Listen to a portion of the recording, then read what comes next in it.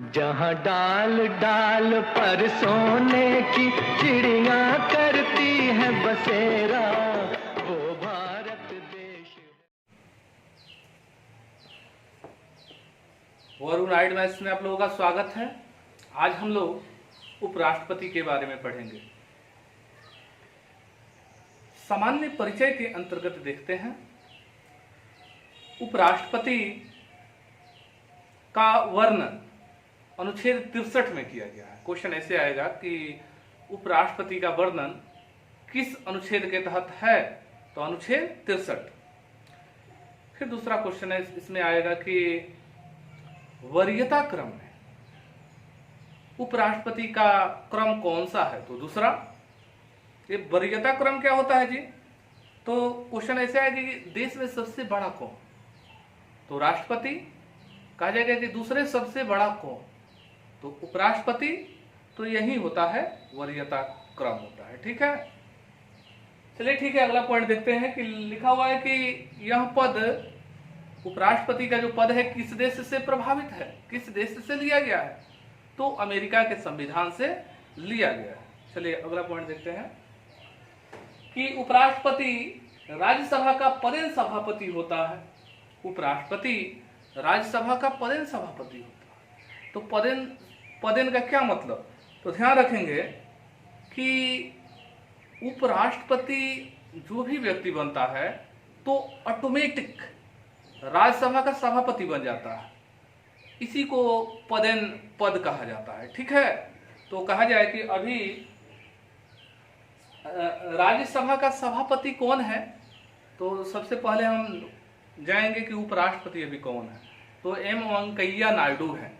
इसका मतलब है कि राज्यसभा का सभापति वर्तमान में कौन है, तो एम वेंकैया नायडू।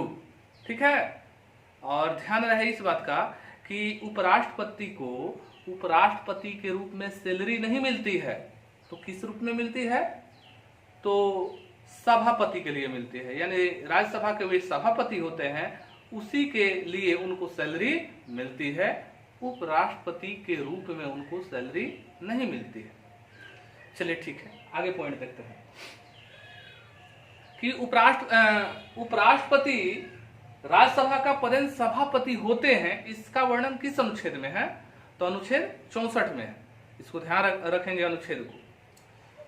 अब चलिए देखते हैं इनका निर्वाचन कैसे होता है।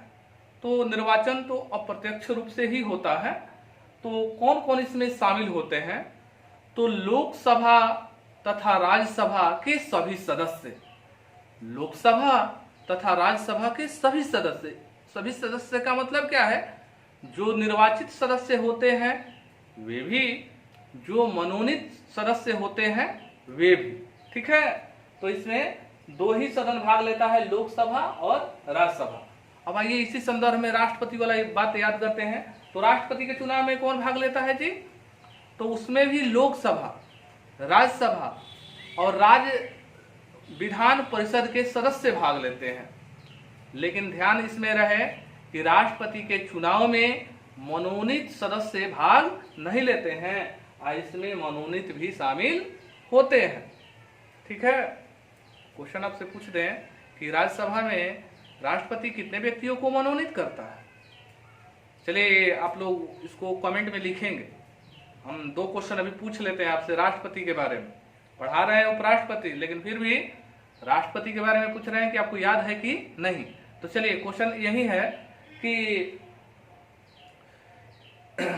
राष्ट्रपति के निर्वाचन में, सॉरी ऐसे नहीं कहेंगे इसको ऐसे पूछते हैं कि राज्यसभा के लिए राष्ट्रपति कितने व्यक्तियों को मनोनीत करता है। और दूसरा क्वेश्चन ये है कि लोकसभा में राष्ट्रपति कितने व्यक्तियों को मनोनीत करता है, ये आप लोग बताएंगे हम। ठीक है, चलिए कमेंट में लिख देंगे, हम समझ जाएंगे। तो आप लोग निर्वाचन में समझ गए कि लोकसभा और राज्यसभा के सभी सदस्य भाग लेते हैं। अब इनकी योग्यता क्या होती है, उपराष्ट्रपति बनने के लिए क्या योग्यता होनी चाहिए, तो सबसे पहली योग्यता तो होनी चाहिए कि उनको भारतीय होनी चाहिए। ठीक है, भारत की नागरिकता होनी चाहिए। दूसरी योग्यता है कि उनकी न्यूनतम उम्र जो होनी चाहिए वो 35 वर्ष होनी चाहिए कम से कम। ठीक है। तीसरी योग्यता ये होनी चाहिए कि वे किसी लाभ के पद पर नहीं हो, ठीक है। लाभ के पद क्या कहलाता है जी, तो ध्यान रहे कि सरकारी नौकरी में नहीं होनी चाहिए, और ध्यान रहे कि राष्ट्रपति, उपराष्ट्रपति, राज्यपाल या अन्य कोई मंत्री, उनको लाभ के पद पर नहीं माना जाता है, ठीक है। किसी भी मंत्री लाभ के पद पर नहीं माने जाते हैं, ठीक है। उसके बाद है कि उनको राज्यसभा बनने की योग्यता होनी चाहिए, यानी राज्यसभा के सदस्य बनने की योग्यता होनी चाहिए, किसमें, उपराष्ट्रपति में। तो ये 4 योग्यताएं उनमें होनी ही चाहिए, ठीक है। यहाँ से क्वेश्चन जो सबसे बार बार पूछा जाता है, यही पूछा जाता है कि उपराष्ट्रपति बनने के लिए न्यूनतम उम्र कितनी होनी चाहिए, तो 35 वर्ष होनी चाहिए, ठीक है। आइए अब शपथ हो लेंगे। तो शपथ कैसे लिया जाता है, तो पहले तो ये ध्यान रखेंगे कि उपराष्ट्रपति जो शपथ लेते हैं राष्ट्रपति के समक्ष लेते हैं या राष्ट्रपति द्वारा नियुक्त व्यक्ति के समक्ष वो शपथ ग्रहण करते हैं, ठीक है। तो ये कई बार क्वेश्चन पूछा हुआ है कि उपराष्ट्रपति को शपथ कौन दिलाता है, तो राष्ट्रपति दिलाता है, ठीक है। चलिए ये हो गया, चलिए आइए आगे देखते हैं। इनके पदावधि, ये कितने वर्ष तक अपने पद पर रहते हैं, तो जब से ये पद ग्रहण करते हैं उसके बाद 5 वर्ष तक अपने पद पर बने रहते हैं, ठीक है। कहा जाए कि फिर इसके पदावधि का वर्णन किस अनुच्छेद में है, तो अनुच्छेद 67 में किया गया है, ठीक है। उसके बाद अगर उपराष्ट्रपति त्याग पत्र देते हैं तो किसको देते हैं, तो राष्ट्रपति को देते हैं। ध्यान ये रहे कि राष्ट्रपति त्याग पत्र देते हैं उपराष्ट्रपति को, और उपराष्ट्रपति त्याग पत्र देते हैं राष्ट्रपति को, ठीक है।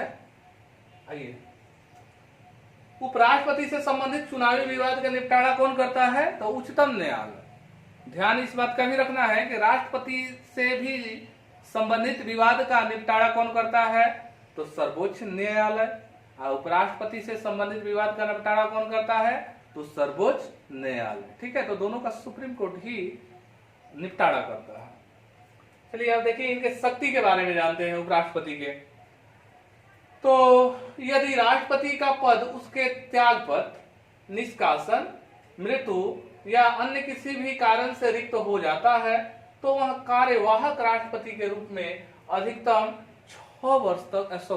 6 माह तक काम करता है, ठीक है।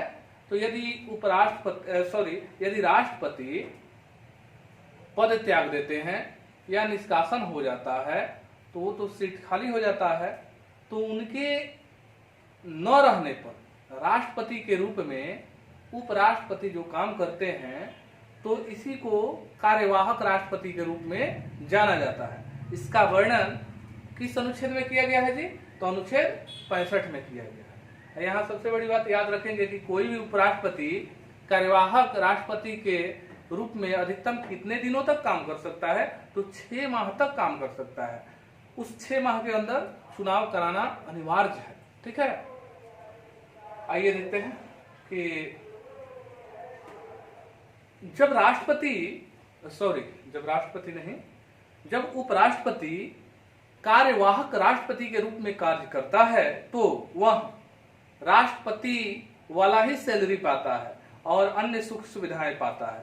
लेकिन ध्यान दें कि जब यह कार्यवाहक राष्ट्रपति के रूप में कार्य कर रहा होता है तो वह सभापति के रूप में कार्य नहीं करता है।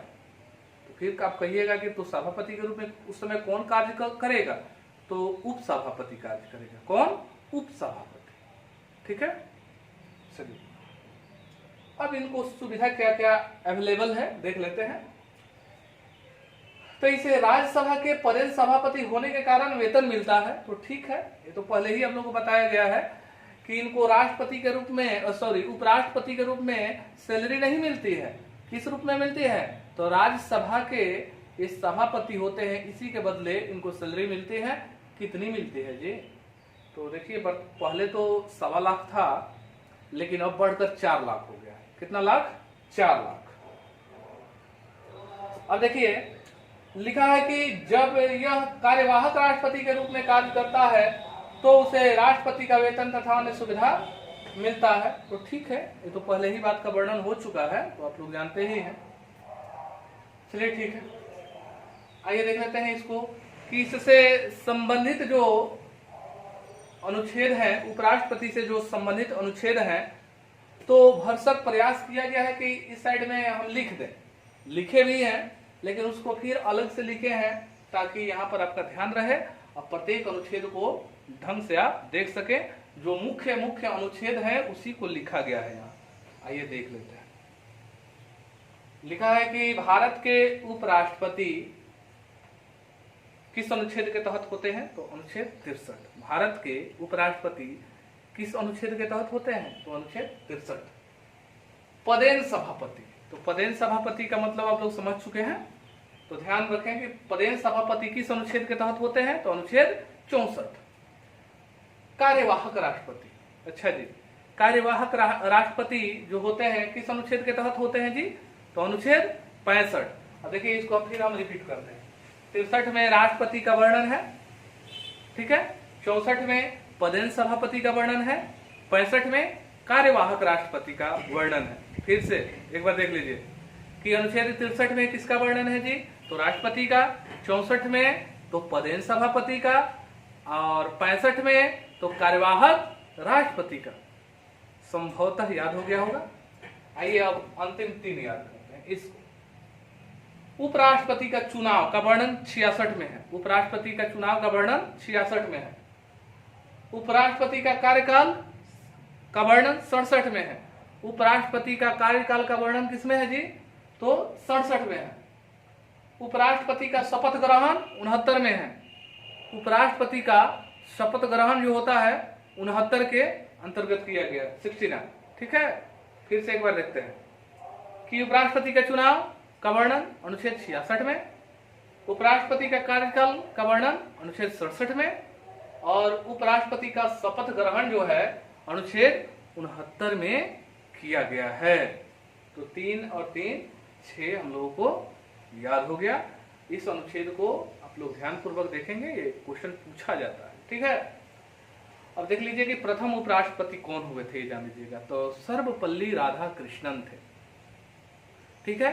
ये एक ऐसे व्यक्ति थे जो लगातार निर्विरोध 2 बार उपराष्ट्रपति चुने गए, ठीक है। यानी लगातार राष्ट्रपति के पद पर राजेंद्र प्रसाद 2 कार्यकाल तक रहे थे। ये भी उपराष्ट्रपति लगातार 2 कार्यकाल तक रहे थे, ठीक है।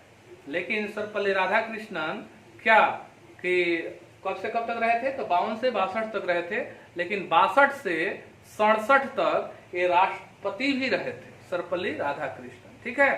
क्वेश्चन एक ऐसा भी आता है कि कौन ऐसे राष्ट्रपति हुए जो दार्शनिक थे, फिलोसफर थे? तो आपका जवाब है कि सर्वपल्ली राधाकृष्णन। इन्हीं के जन्म दिवस पर शिक्षक दिवस मनाया जाता है 5 सितंबर को, याद रहेगा। चलिए ठीक है। और इनके बाद कौन उपराष्ट्रपति का पद धारण किए? तो इसके बाद डॉक्टर जाकिर हुसैन उपराष्ट्रपति के पद पर आए। कौन आए? जाकिर हुसैन आए। और वर्तमान में उपराष्ट्रपति कौन है? तो कौन है जी? तो चलिए कमेंट में फिर लिखना है, वर्तमान में उपराष्ट्रपति कौन है? हम जवाब चाहेंगे कि कमेंट बॉक्स में आप लोग लिखेंगे। चलिए ठीक है। इसी के साथ आज हम लोग उपराष्ट्रपति से संबंधित बातें जाने, और बेसिकली कोशिश ये किया गया है कि जितने महत्वपूर्ण बात है हो इसमें शामिल हो, और ऐसा है भी। इसमें अननेसेसरी मैटर नहीं लिखा गया है, जो भी अननेसेसरी है उसको लिखने से हम परहेज किए हुए हैं। चलिए ठीक है।